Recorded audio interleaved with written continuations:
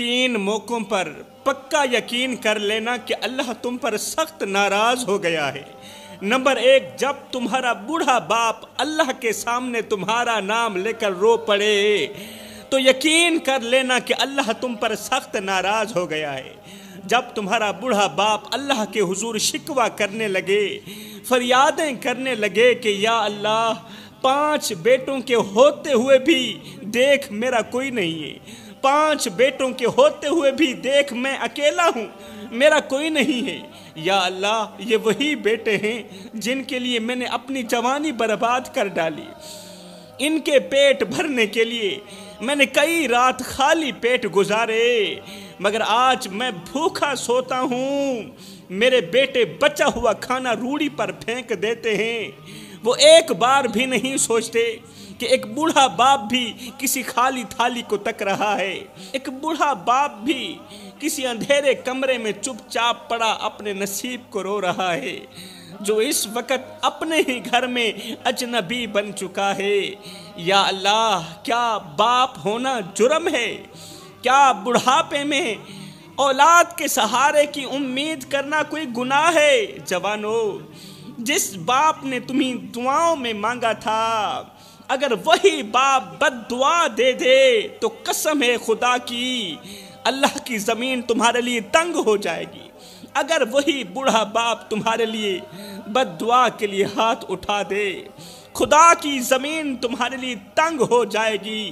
خدا را کبھی اتنے بے حس نہ بن جانا کہ تمہارا بوڑھا باپ تمہاری آواز سننے کے لیے ترستا رہے اور تم کسی اور دنیا میں مصروف رہو۔ اپنے بوڑھے باپ کو اتنا مت ستاؤ کہ وہ اللہ کے سامنے تمہارا نام لے کر رو پڑے۔ خدا پاک کی عزت کی قسم، اگر وہ اللہ کے سامنے اللہ کے حضور تمہارا نام لے کر رو پڑا تو یاد رکھنا تمہارے لیے بہت بڑا مسئلہ بن جائے گا، تمہاری دولت، تمہاری شہرت، تمہاری عزت سب خاک میں مل جائے گی، پھر تم ایسے بے سکون رہو گے کہ ہنسی کی محفلوں میں بیٹھ کر بھی اندر سے ٹوٹے رہو گے، راتوں کو نرم بستر پر لیٹ کر بھی تمہیں سکون کی نیند نہیں آئے گی، نیند کے لیے ترسو گے، کروٹیں بدلتے رہو گے مگر چین نہیں آئے گا، دعا کے لیے جھولیاں اٹھاؤ گے، ہاتھ اٹھاؤ گے مگر آسمان سے کوئی جواب نہیں آئے گا، پھر تم چاہو گے کہ وقت پلٹ آئے، تم چاہو گے کہ وقت پلٹ جائے، تم چاہو گے کہ سب کچھ ٹھیک ہو جائے مگر تب تمہارے ہاتھوں میں صرف پچھتاوا ہوگا، پچھتاوے کی سوا اور کچھ نہیں ہوگا، اور باپ کی قبر کے سوا کوئی دروازہ نہیں بچے گا جس پر تم جا کر دستک دے سکو۔ تو فرمایا 3 موقعوں پر پکا یقین کر لینا، پکا یقین کر لینا کہ اللہ تم پر سخت ناراض ہو گیا ہے۔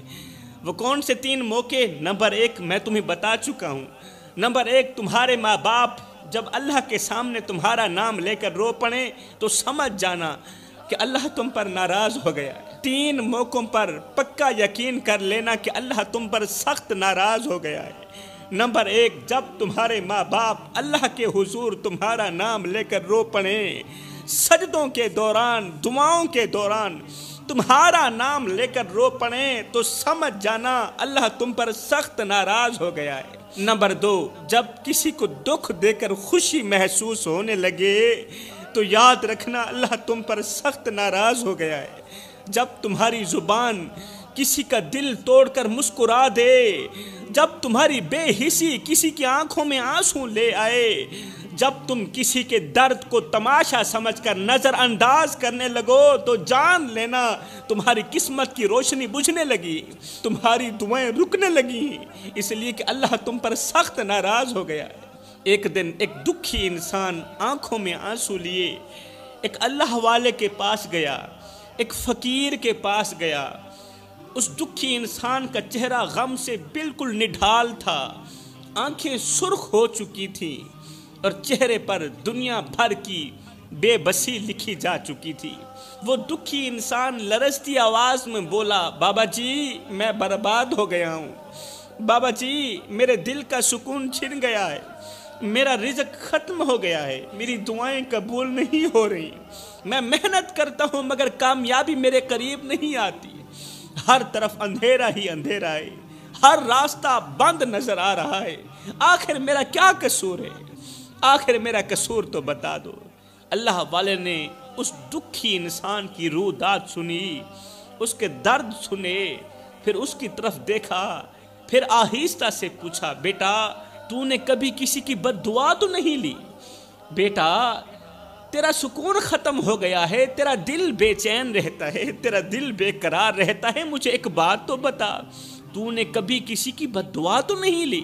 یہ سنتے ہی وہ آدمی چونک گیا، سوچتے سوچتے پھر دھیرے سے آہستہ سے بولا، بابا جی میں نے کبھی کسی کا حق نہیں مارا، میں نے کبھی کسی پر ظلم نہیں کیا، میں نے کسی کا برا نہیں چاہا، کبھی بھی کسی کا دل نہیں دکھایا۔ اللہ والے نے کچھ دیر خاموشی اختیار کی۔ جب اس نے کہا نا کہ میں نے کبھی کسی کا دل نہیں دکھایا، کبھی کسی کو پریشان نہیں کیا، کبھی کسی کو درد نہیں دیا، کبھی کسی کی عزت والی پگڑی خاک میں نہیں ملائی، یہ سن کر اللہ والا کچھ دیر کے لیے خاموش ہو گیا، خاموشی اختیار کی۔ خاموشی کے بعد پھر نرمی سے بولا، کیا تمہارے ماں باپ زندہ ہیں؟ او دکھی انسان، دکھ کی دلدل میں، مصیبتوں کی دلدل میں، پریشانیوں کی دلدل میں پھنسنے والے نوجوان، ایک بات تو بتا، کیا تمہارے ماں باپ زندہ ہیں؟ یہ سنتے ہی اس دکھی انسان کی آنکھوں میں آنسو آ گئے، آنسو آ گئے، اس کا گلا خشک ہو گیا، وہ کانپتی ہوئی آواز میں بولا، بابا جی میرے والد تھے، جب میرے والد زندہ تھے اس وقت میں اپنی دنیا میں اتنا مگن رہا کہ میں نے والد کا حال بھی پوچھنا گوارا نہ کیا، میرے پاس وقت ہی نہیں تھا۔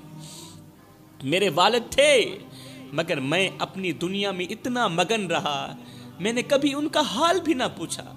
وہ آخری وقت تک دروازے پر بیٹھ کر میری راہ تکتے رہے، مگر میں دنیا میں مصروف تھا، میں پیسہ کمانے کے چکروں میں مصروف تھا، میں ماں باپ کے پاس نہ جا سکا، اور ایک دن وہ دنیا سے چلے گئے، میں ان کی خدمت نہ کر سکا، میں ماں باپ کو وقت نہ دے سکا۔ خدا را میرے بھائیو، زندگی میں کبھی فرصت ملے، کبھی وقت ملے، کبھی ٹائم ملے تو اپنے بوڑھے والدین کے ساتھ بیٹھ جایا کرو، ان سے ان کا حال چال پوچھ لیا کرو۔ قسم ہے اللہ پاک کی، قیامت کے دن بوڑھے والدین کے ساتھ گزرا وقت تمہاری بخشش کا ذریعہ بنے گا، تمہاری نجات کا ذریعہ بنے گا۔ اللہ والے نے گہری سانس لی، گہری سانس لیتے ہوئے بولا، بیٹا ماں باپ کی دعا رحمت ہوتی ہے اور ان کی حسرت بد دعا بن جاتی ہے۔ ماں باپ کی جو دعا ہوتی ہے نا جیتے جی وہ رحمت ہوتی ہے، مگر بعد میں ان کی حسرت کہ کاش میں ان کی خدمت کر سکتا، کاش ان کی خدمت وقت پر کر لیتا، کاش کہ ان کے دکھ سن لیتا، ان کے درد سن لیتا، ان کے پیر دبا لیتا، ان کی نوکری کر لیتا۔ اور یہ جو کاش ہے نا، یہ جو حسرت ہے نا، یہ بعد میں بد دعا بن جاتی ہے۔ تیرے باپ نے تجھے کبھی بد دعا نہیں دی ہوگی، مان لیا، مگر ان کی خاموش حسرت نے آسمانوں کو ہلا دیا ہوگا۔ جب تو سال سال، دو سال ماں باپ کو چہرہ نہیں دکھاتا ہوگا نا، وہ راتوں کی تنہائیوں کو گلے لگا لگا کر روتے ہوں گے۔ تیرے جیتے جی تیرے ماں باپ کے کان تیری آواز سننے کے لیے ترستے رہے، ان کی آنکھیں تجھے دیکھنے کے لیے ترستی رہی۔ تیرے باپ نے تجھے کبھی بد دعا تو نہیں دی، مان لیا نہیں دی ہوگی، مگر ان کی خاموش حسرت نے آسمانوں کو ہلا دیا ہوگا۔ ان کی تنہائی کے آنسو، ماں باپ کی تنہائی کے آنسو زمین نے جذب کر دیا ہوگا۔ اور یہی وہ وجہ ہے کہ آج تم بے سکون ہو۔ کیوں بے سکون ہو؟ اس لیے کہ والدین کے جیتے جی تم ان کی خدمت کر کے ان سے دعائیں نہ لے سکے، ان کو وقت نہ دے سکے، اس لیے تو آج تم پریشان ہو، آج تم بے سکون ہو، تمہیں دنیا کی کوئی نعمت خوشی نہیں دے رہی۔ بیٹا تمہارے پاس دنیا کی ساری دولت آ جائے، بڑی سی بڑی دولت اکٹھی کر لو، مال اکٹھا کر لو، پھر بھی راتوں کو کروٹیں بدلتی رہیں گی۔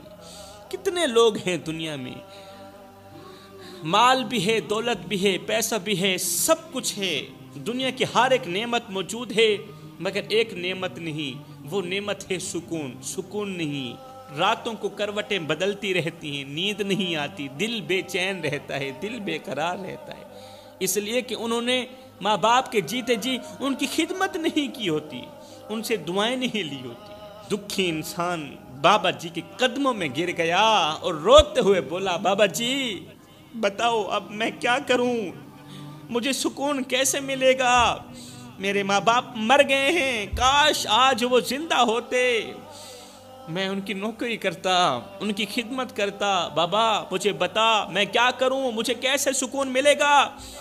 بابا جی نے اس کے سر پر ہاتھ رکھا اور کہا، بیٹا اگر سکون چاہتے ہو تو باپ کی قبر پر جا کر ان سے معافی مانگو، معافی مانگو باپ کی قبر پر جا کر، باپ کے لیے دعائیں کرو، ان کے نام پر صدقے دو، خیرات کرو، یتیموں مسکینوں کے سر پر شفقت بھرا ہاتھ رکھو، باپ کے نام پر غریبوں کی مدد کرو، غریبوں کو کھانا کھلاؤ، اور سب سے بڑھ کر کسی کو دکھ نہ دو، کسی کو درد نہ دو، کسی کی آنکھوں سے آنسو نہ نکالو۔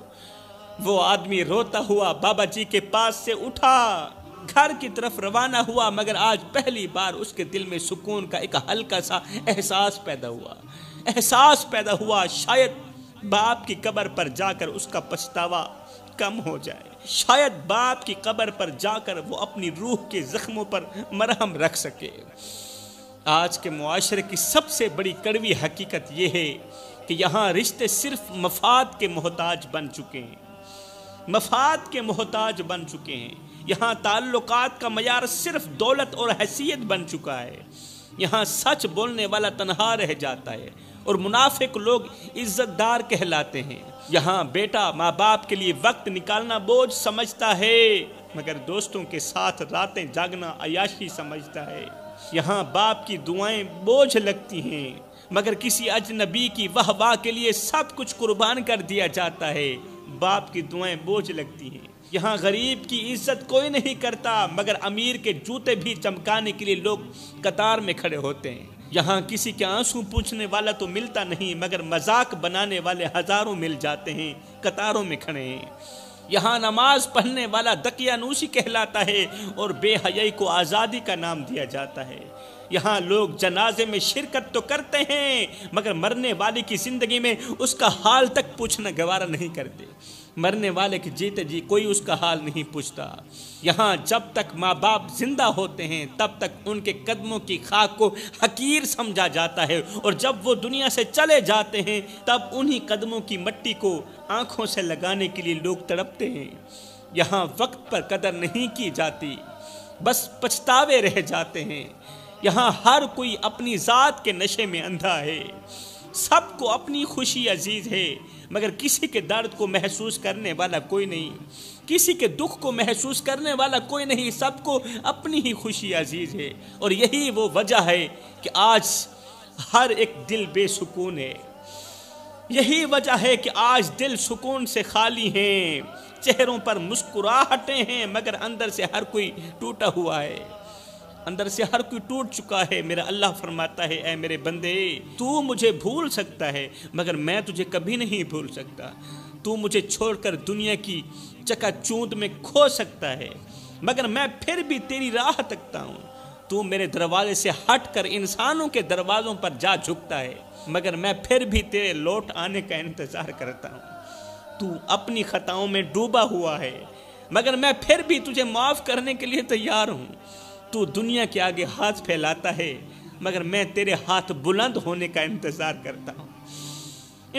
کرتا ہوں کہ کب تو مجھ سے مانگے گا، کب تو میرے سامنے روئے گا، کب تو اپنی مصیبتوں کی دہائی دے گا مجھے، اور میں اپنی رحمتوں کے دروازے تیرے لیے ہمیشہ کے لیے کھول دوں۔ اے میرے بندے دنیا تیری خطائیں نہیں بھولتی مگر میں تیری ہر خطا معاف کرنے کے لیے تیار ہوں۔ دنیا تجھے ذلیل کرتی ہے مگر میں تیرے گناہوں پر پردے دیتا ہوں۔ لوگ تجھے ایک بار گرنے پر ٹھکرا دیتے ہیں مگر میں وہ رب ہوں جو بار بار گناہ کرنے کے باوجود بھی تجھے اپنے در پر زبردستی بلاتا ہوں، آجا آجا میرے دروازے پر۔ تو صرف ایک بار سچے دل سے میری طرف پلٹ آ، دیکھ پھر میں تجھے کیسے اپنی رحمت کی چادر میں لپیٹ لیتا ہوں۔ ایک بار تو میری چوکھٹ پر آ کر تو دیکھ، اوے بخشش کی حد نہ کر دوں، مجھے رب العالمین بھی نہ کہنا۔ اگر تو میری رضا چاہتا ہے تو میرے محبوب کی سیرت کو دیکھ، وہ جو زمین پر سب سے زیادہ نرم دل، سب سے زیادہ رحم کرنے والے تھے، وہ جو پتھر کھا کر بھی دعائیں دیتے تھے، جنہیں طائف کے بازاروں میں لہو لہان کیا گیا، مگر ان کے ہونٹوں پر بد دعا نہیں بلکہ رحمت کے الفاظ تھے۔